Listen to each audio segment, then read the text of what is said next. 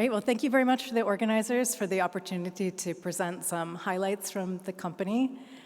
I'm Amy Pooler, and I'm the head of R&D. So this morning, I hope some of you had a chance to catch Mike Paglia talking about LifeEdit, but also Elevate Bio and Basecamp and all the great manufacturing work that's happening there. I want to talk a little more and dive into LifeEdit and the genetic medicine technology platform that we're developing. Now, Elevate Bio was founded really to disrupt this cell and gene therapy ecosystem by bringing together some of the early stage technology work here at LifeEdit based in Durham, North Carolina, with the manufacturing piece that's occurring in really outstanding manufacturing work in Waltham, Massachusetts. By bringing these together, we believe that we can enable a faster discovery process and bring these therapies to the clinic more effectively. I often talk about the three pillars of genetic medicine being potency, specificity, and versatility. And that's really true when it comes to things like CRISPR-based genome engineering. We think about that in a variety of ways. So what does it mean? Why do you need something? Why do you need the breadth of the technology and having all of these different approaches? And a big part of that is for the versatility. We don't understand always the biology of our targets. And the way to explore that is by having a breadth of technology approaches. Things like nuclease editors, base editors, reverse transcriptase editors. But with these, we're able to really understand what's the best approach and pick that best approach in order to drive a therapeutic benefit. It's the same with the depth of the expertise. This is how we get things like specificity. How can we design proteins that recognize the DNA even better in a highly specific way that's critical for driving potency and safety in the clinic? I think one of the early stage criticisms of CRISPR therapeutics was really that's something you could do in your garage, right? Sure, on the technology side, but that's not the way that you make a CRISPR-based medicine. For that, you need many pieces that you're able to bring together in order to develop a true therapeutic. I've mentioned already some of the novel editors that we've been working on, but there's other pieces as well, things like the guide RNA that are critical, and there are many modifications there that are incredibly important for driving that potency that I spoke about before. Things like developing an off-target platform. You want to understand what's happening to your gene on target, but in order to go through all of the regulatory networks and to navigate towards getting to the clinic and to be sure you're bringing something that's the safest treatment possible, understanding that off-target space is crucial. And that's something that at LifeEdit we've spent a lot of time working on, and we're very happy to work with our partners on. Finally, probably something that I talk about the most is delivery. You can have the best cargo, but if it doesn't get to the tissue that you need to be targeting and the cell type that it needs to be expressed in, then you don't have a therapeutic. So we're really focused on developing that piece of it as well. So the AAV, critical, we've heard a lot about it at the meeting already today. But I think LNP and the novel proprietary platform of LNPs that we have at LifeEdit has starting to open doors to delivery, not just within the liver, but outside the liver. And that's critical as we think about moving forward to the next stage of therapeutics. On the left here, putting together these different editing modalities. Why is it important? It's about being able to reach more diseases. I dream about DNA-targeted and RNA-targeted therapeutics, not just for rare disease, but also for widespread diseases. And I think that's the way that the whole field is going to be challenging things like small molecules and antibodies. And it's really exciting to see that already happening. At LifeEdit, we've been spending quite a lot of time developing out this platform, and we believe that we are well positioned to be able to edit any target that is in the genome. Things like epigenetic editing are especially exciting because it opens the door to redosability, especially when paired with LNP, because you're not making any permanent changes to the DNA. And the idea of redosability, being able to increase dose, even being able to target diseases that are not for the lifetime of the patient, but that are transient, opens up some new exciting frontiers. Now, the LifeEdit platform really is underpinned by this large portfolio of diverse CRISPR proteins. There are more than just the CRISPR proteins. In addition, there are many functional domains, too, that we look to pair with those CRISPRs. And it's this diversity that gives us something large to mine in order to identify novel potential therapeutics.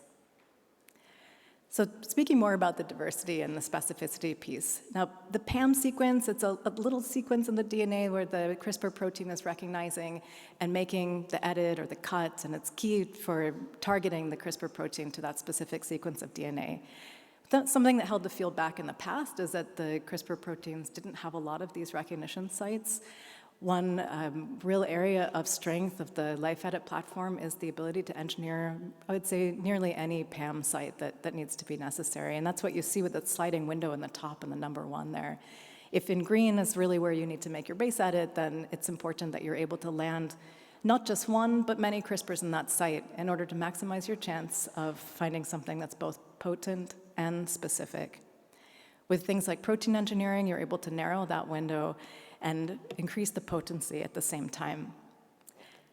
Now, I think there's been a lot of talk about AI also already today. You know, we are not an AI company, but we leverage AI tools to critically accelerate the discovery path.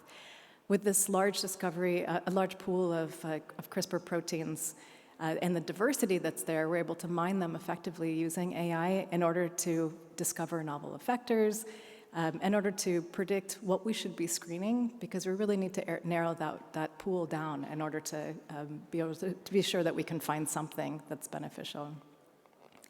Just as an example of that, this is a schematic of how we're using AI to design novel deaminases. We have about 400,000 unique deaminases in the LifeEdit collection, but we're probably not going to scan all of those because it's going to be challenging to make them. But what we also want to do is make sure we're not missing anything. And AI really gives us a huge opportunity to move off. Maybe you're on a high mountain and you think this is great and you can design higher and higher, but you're really on, I don't know, Mount Fuji. But what you want to find is your Everest. And AI is what opens up new mountain ranges to explore. Here, for example, we were able to design 2 million unique sequences of novel deaminases that were never before seen in the universe. We couldn't have thought of them ourselves, but AI really is a critical tool in enabling that to happen. Of course, the wet lab work is also important because unless you test them, you don't know if they're going to work, and then you can feed all of that back into the system. But being able to put that all together has resulted in much faster timelines for discovery. In fact, we've been able to see a reduction in timelines from about 9 months to initial hits to even less than 2 months. That's the 3x that you see at the top. This is really important because we think about failing fast, and a lot of our partners also are thinking, is my target editable? You don't want to wait a year to find out if that's the case. So being able to leverage these tools, move quickly and fail quickly, or in our case, I think succeed quickly, is critical. And then the other pieces here about tuning the guide RNA, increasing potency, and maximizing specificity is also important. Oops, going back. There we go. Okay, so how have we applied that? I wanted to give you a few examples of some therapeutic applications of the platform. The first one is about Huntington's disease. It's a direct brain injection using AAV5 that's specifically designed in order to knock out the mutant Huntington allele while preserving the expression of the healthy allele.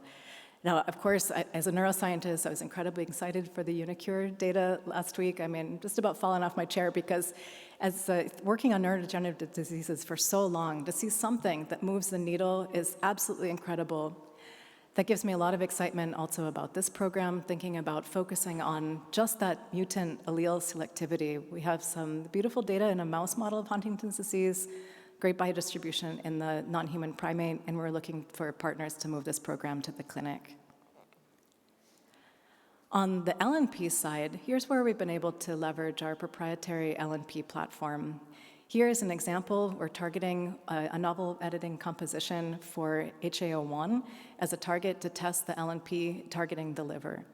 It's a nuclease program where we're looking to knock out HAO1.